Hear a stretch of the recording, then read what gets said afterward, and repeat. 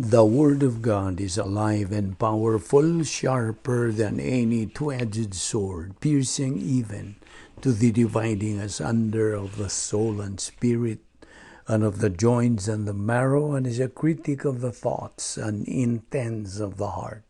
All Scripture is God-breathed and is profitable for doctrine, for reproof, for correction, for instruction in righteousness, that the man of God might be mature, thoroughly equipped unto all good works. Study to show thyself approved unto God, a workman that needeth not to be ashamed, rightly dividing the word of truth. Psalm 78:72. So he shepherded them according to the integrity of his heart, and guided them by the skillfulness of his hands. Isaiah 52:12. You shall not go out with haste, nor go by flight, for the Lord will go before you, and the God of Israel will be your rear guard. 1 John 5:7. There are three that bear witness in heaven, the Father, the Word, and the Holy Spirit, and these three are one. Proverbs 16:9 and 33. A man's heart plans his way, but the Lord directs his steps. The lot is cast into the lap, but its every decision is from the Lord. 2 Timothy 1:7. God has not given us a spirit of fear, but of power, and of love, and of a sound mind. Micah 7:7. I will look to the Lord. I will wait for the God of my salvation. My God will hear me. Psalm 27:14. Wait on the Lord. Be of good courage, and he shall strengthen your heart.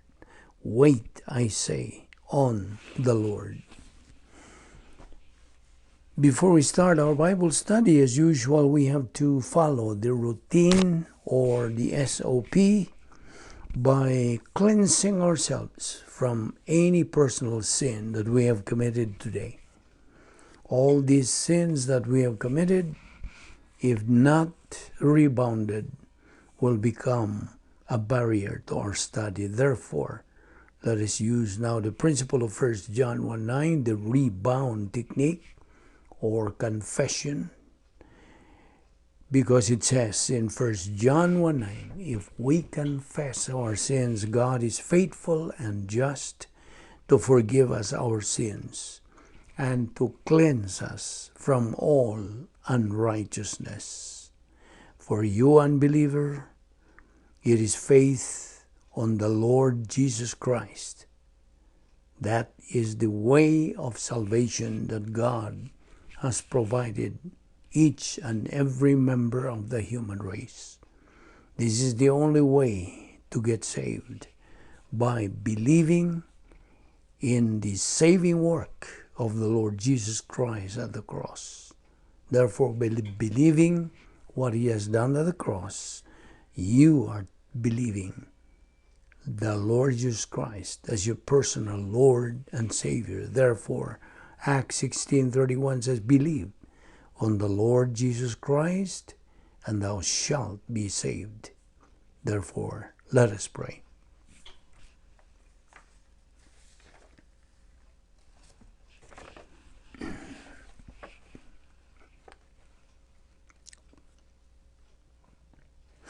Once again, Father, we thank you for your faithfulness. Thank you for the grace that is beyond anything we could ever ask or think. You have provided all things well for us. You have left nothing unprovided. And furthermore, you have anticipated everything that was necessary billions of years ago. As we continue our study today, may God the Holy Spirit enlighten us, for we ask it in Christ's name. Amen. Welcome everyone to our Bible study today. And we are still concentrating on the subject that we have started a couple of days ago.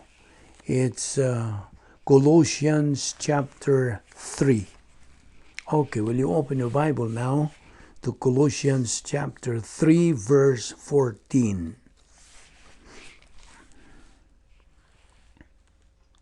And it says, "Beyond all these things, put on love, which is the perfect bond of unity."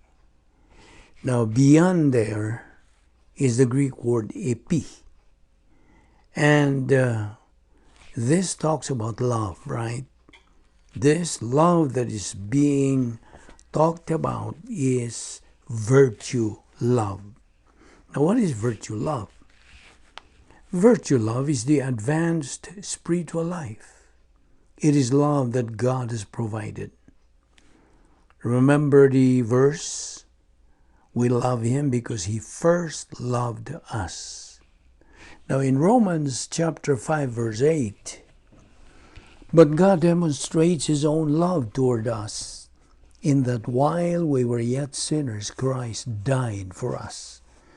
Now, Christ died for us. This phrase means the unlimited atonement.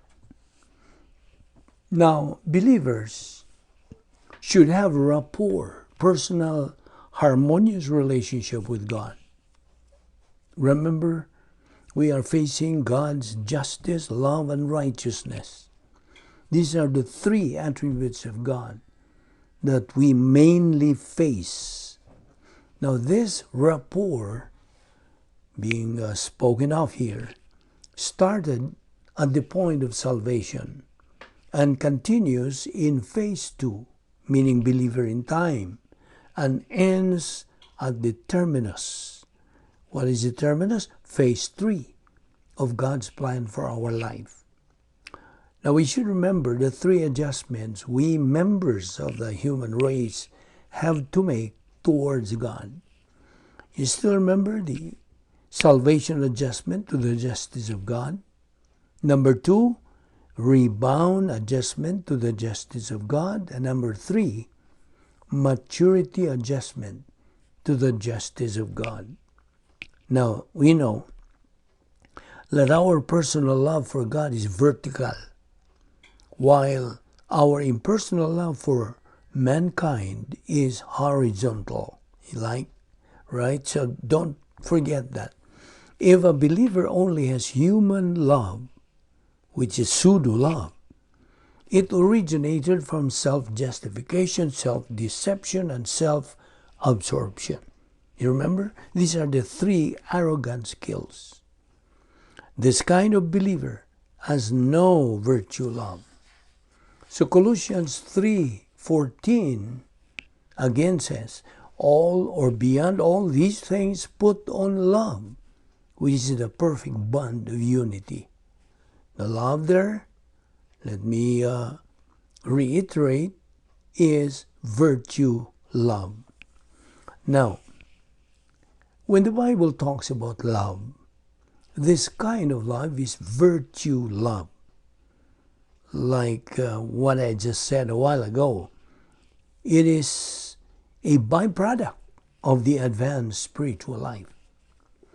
Now, the above kind of love is not what we use humanly, meaning emotion, but spiritually, thinking. Remember, the Christian way of life is a mental attitude life. It is a thinking life. You see, emotion and thinking cannot go together. It's either one or the other. Thus, if you use emotion, you are not thinking. But if you use thinking, mental attitude, you are not using emotion.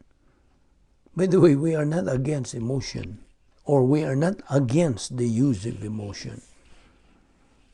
Now, let me explain further on this. When we worship God, we worship Him by our mental attitude, not by emotion. Remember, love is related to God. And since God is love, we believers can only love Him by His own way, not by our human way. Remember what the Bible says. God can only be worshipped in spirit and in truth, not in emotion. Romans 5:8, God demonstrates His love toward us in that while we were yet sinners, Christ died for us. 1 John 4:19, we love Him because He first loved us. 1 John 2:16, for all that is in the world, the lust of the flesh and the lust of the eyes and the pride of life is not of the Father, but is of the world. Verse 17, and the world passeth away, and the lust thereof. But he that doeth the will of God abideth forever. In John 1:12, God says, God's word says, but as many as received Him, to them gave the power to become the sons of God, even to them that believe on His name. Now, rapport with God must precede our rapport with our fellow men. Remember, our love with God is vertical. What about our love for mankind? It is horizontal. Love of God. This is not talking about emotion. Don't forget that. We're not talking about emotion when we talk about the love of God. It is a mental attitude. The love of God is part of God's integrity. His integrity is composed of the following attributes: perfect righteousness, perfect justice, and perfect love. Now, God's Word mandates believers to love God with all their mind, with all their heart, with all their strength, with all their soul. That is the first. Of course, that's vertical. Vertical forgiveness, as Matthew 6:14 and Mark 11:25 say. The second is to love your neighbor as thyself. That is horizontal. Horizontal forgiveness in Ephesians 4:32. Now the the mandates that we're talking about here, God's mandates, of course, can only be followed and executed when a believer is inside His royal palace, His operational divine sphere, fulfilling the protocol plan of God. In short, when the believer is executing his dynamic, unique spiritual life. So, when a believer says he loves God but hates his brother, he is a liar. That is what it says in 1 John 4:20. By the way, believers in this present dispensation, in the church age, are admonished by the Word of God to study Bible doctrine through the right pastor-teacher, who is a Spirit-filled and has the gift of pastor-teacher. Believers have to hear the teaching of the Word of God so he can believe it. You remember Romans 10:17? It says, faith cometh by hearing, and hearing by the Word of God. Now, motivational virtue and functional virtue, what does that mean? When it comes to motivational virtue, that's directed to God, otherwise called personal love for God. And the functional virtue is directed to mankind, otherwise called impersonal love. Now, these two, motivational and functional virtues, they go together in tandem. Okay? Now, let us always remember that these two kinds of love are byproducts of a believer's persistent, continuous residence in the operational divine dynassphere. Outside of this operational divine dynassphere, a believer has no way to experience the above two kinds of love. Again, motivational virtue and functional virtue are part of virtue love. Now, in another point, God established how many institutions? You remember? Now, this is to recall, to reverse concentrate in our past lessons. So, what are the two divine institutions that God established? Well, number one is volition. Number two is marriage. Number two is family. And number four, nation. Now, listen. Satan, who is God's arch enemy, is on the run to destroy the above four divine institutions. Just imagine. And you already know that Satan's policy is what? Evil. Remember Colossians 3:14? Beyond all these things, put on love, which is the perfect bond of unity. Now continue, verse 15. It says, let the peace of Christ rule in your hearts, to which indeed you are called in one body, and be thankful. Remember, love for God precedes love for mankind. Okay? So don't forget that also. That kind of love is what the Bible calls virtue love. Now, this virtue love is a state of mind. It is a mental attitude love. And this is developed through the persistent and consistent study of God's Word.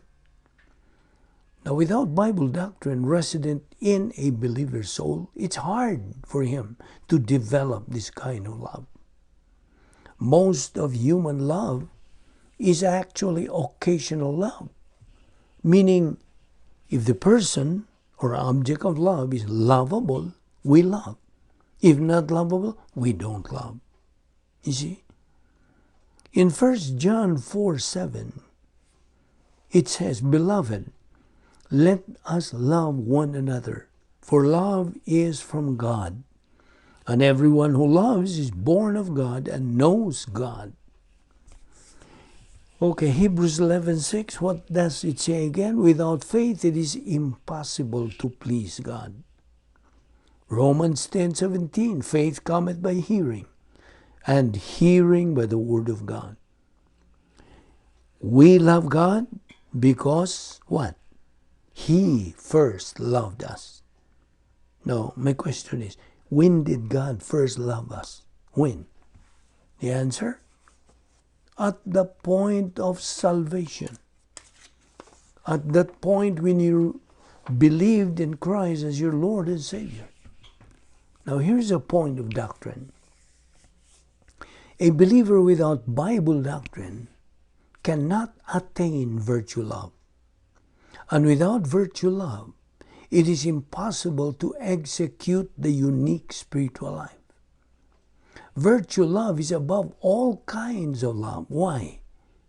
Because it emanates from our personal love for God. Colossians 3:15 again, let the peace of Christ rule in your hearts, to which indeed you are called in one body, and be thankful. 1 Corinthians 13, verse 13. But now faith, hope, love, the love there is virtue love, abide these three. But the greatest of these is love. That's virtue love again. Again, we cannot love God by human love. Cannot. It is only through virtue love. 1 John 4:7, beloved, let us love one another, For love is from God, and everyone who loves is born of God and knows God. The words love there is what we call virtue love. Now remember, virtue love is not a kind of human love. It's not. Now let me ask you this question. Are you happy as a Christian? Are you happy? Now follow-up question. What motivates you as a believer in Jesus Christ? You see, what motivates a believer is what he wants to prioritize in life. What a believer prioritizes in life is what controls his life, right? When a believer leads his spiritual life by emotion, he is a sure failure in his Christian life. We cannot do anything about it. 2 Peter 3:18, grow in grace and in the knowledge of the Lord Jesus Christ. If I were asked what motivates me in my Christian life, my answer is Bible doctrine. And part of it is personal sense of destiny. Remember Colossians 3:15 again. Let the peace of Christ rule in your hearts, to which indeed you are called in one body, and be thankful. Now the peace there is, of course, irene. So what does peace mean? Irene. What does it mean in English? Peace is a set of favorable circumstances or freedom from turmoil, meaning no worries without any trouble. Question. Do you have Christ's peace right at this moment? You answer it. Do you have the peace of Christ right at this moment? Now, in John 14:27, it says, peace I leave with you, my peace I give to you. Not as the world gives do I give to you. Do not let your heart be troubled, nor let it be fearful. John 16:33, these things I have spoken to you, so that in me you may have peace. In the world you have tribulation, but take courage. I have overcome the world. Now in Philippians 4:7 it says also, and the peace of God, which surpasseth all comprehension, will guard your hearts and your minds in Christ Jesus. So Colossians 3:15, let the peace of God rule. Okay? The peace there again is irene. In English, it is a set of favorable circumstances, freedom from turmoil, no worries, absence of stress, free from any trouble, any problem, a set of freedom from emotional sin and arrogance and fear. So, my question is, where can we acquire peace? Where? The answer is God's word says, it is the peace that Christ gives us believers. John 16:33 again says, these things I have spoken to you, so that in me you may have peace. Philippians 4:7, and the peace of God which surpasseth all comprehension will guard your hearts and your minds in Christ Jesus. Colossians 3:15 once again, and let the peace of God rule in your hearts. It means to control the activity of someone based primarily or presumably upon correct judgment and decision. So Colossians 3:15, and let the peace of God rule in your hearts, to the which also ye are called in one body, and be ye thankful. In John 14:27, there It's peace of Christ there. John 16:33, peace of Christ. Now, these verses that I am quoting talk about peace of Christ. Peace can only be acquired from the Word of God, the mind of Christ. 1 Corinthians 2:16. Don't ever forget that the Word of God is the mind of Christ. What we are studying right now is the mind of Christ. Okay? And there we can acquire peace. Now, of course, this peace is a volitional benefit. If we have happiness, we also have peace. There is contentment through it. Contentment. Remember Philippians 4:11? It talks about contentment. 2 Thessalonians 3:16 also says, now the Lord of peace himself give you peace always, by all means. The Lord be with you all. Now, once we possess this happiness and peace, regardless of circumstances, we start enjoying the personal sense of destiny. In our Christian life, we are to apply the various biblical principles to be able to learn and get more acquainted with God every day of our earthly life. That is the process to grow spiritually. 2 Peter 3:18 again, but grow in grace and in the knowledge of our Lord and Savior, Jesus Christ. To make God's Word and God Himself real to our life, the above process is what is necessary to go through. That is why we should always ask ourselves this question: what is running our life? Or what is our number one priority in life? The right answer should be Bible doctrine. Remember the principle. What you prioritize in life is what runs your life. Correct? You see, apart from all this, people nowadays are getting more hedonistic. Now, what is being hedonistic? Well, to be hedonistic is to be a person whose priority and who just seeks for entertainments and earthly pleasures in this devil's world. That's hedonistic. 2 Corinthians 5:7, we live by faith, not by sight. Christians are mandated to seek those that cannot be seen because they are eternal, not those that can be seen since they are temporal. Majority of the people today would say to see is to believe.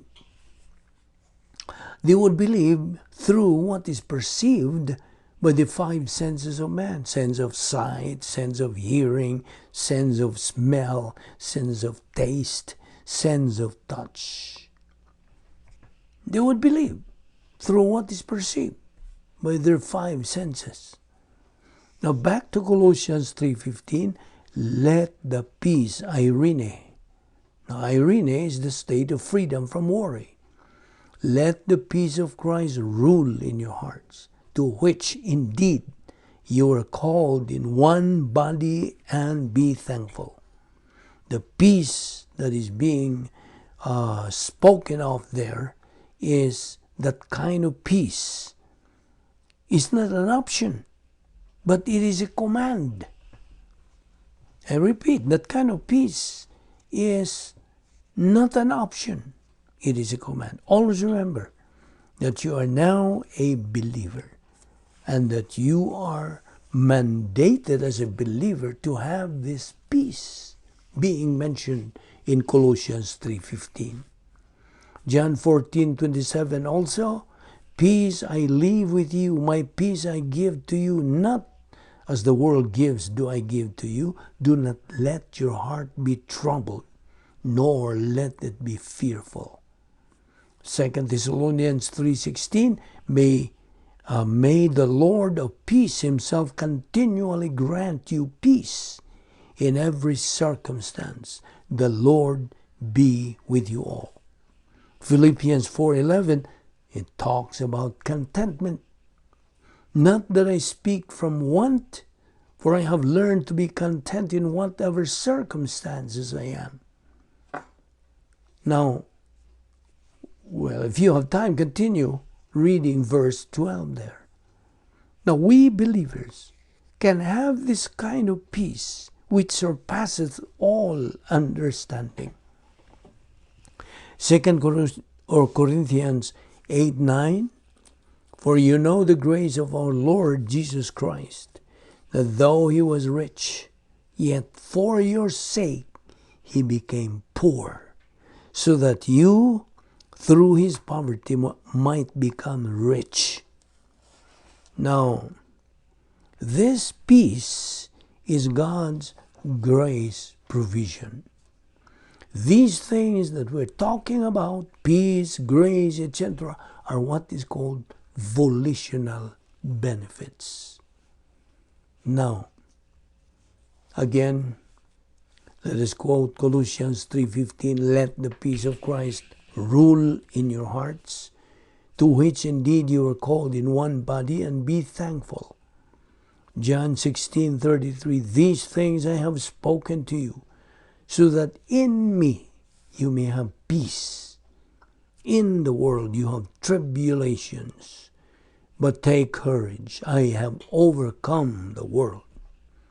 Ephesians 4:4, there is one body and one Spirit, just as also you are called in one hope of your calling. John 6:44, no one can come to me unless the Father who sent me draws him, and I will raise him up on the last day. You see, by the way, listen to this very carefully. We cannot invite Christ into our heart. I repeat, we cannot invite Christ into our heart. The question is why? Why? Listen, because our heart is full of deceit, or deceitful above all things, as what the Bible says in Jeremiah 17:9. Did you get that point? John 1:12 also says, but as many as received him, to them he gave the right to become children of God, even to those who believe in his name. Now, if you are a Christian, listening to this message, this study, remember that God has a purpose for your life, right? And once you know his purpose for your life, be guided by his word, by studying it on a daily basis. Ephesians 1:3-11, Christians have obtained an inheritance, spiritual blessings in heavenly places in Christ. Remember what Christ said, John 6:35, I am the bread of life. He who comes to me will not hunger, and he who believes in me will never thirst. Now, what does this mean? What does this mean? This means that once we believe in Christ, we are saved. We are given eternal life. Besides, we have physical life. Also, Christ said, man does not live by bread alone. That is physical food. But by every word, Bible doctrine that proceedeth from the mouth of God. Christ even said, come to me, all ye who are weary and heavy laden, and I will give you rest. Matthew 11:28. And that rest there is the faith rest life. John 7:37. If anyone is thirsty, let him come to me and drink. Verse 38. He who believes in me, as the scripture says, from his innermost being will flow rivers of living water. Verse 39, but this he spoke of the Spirit, whom those who believed in him were to receive. For the Spirit was not yet given, because Jesus was not yet glorified. So again, Matthew 11:28 says, come to me, all you who are weary and heavy laden, and I will give you what? Rest.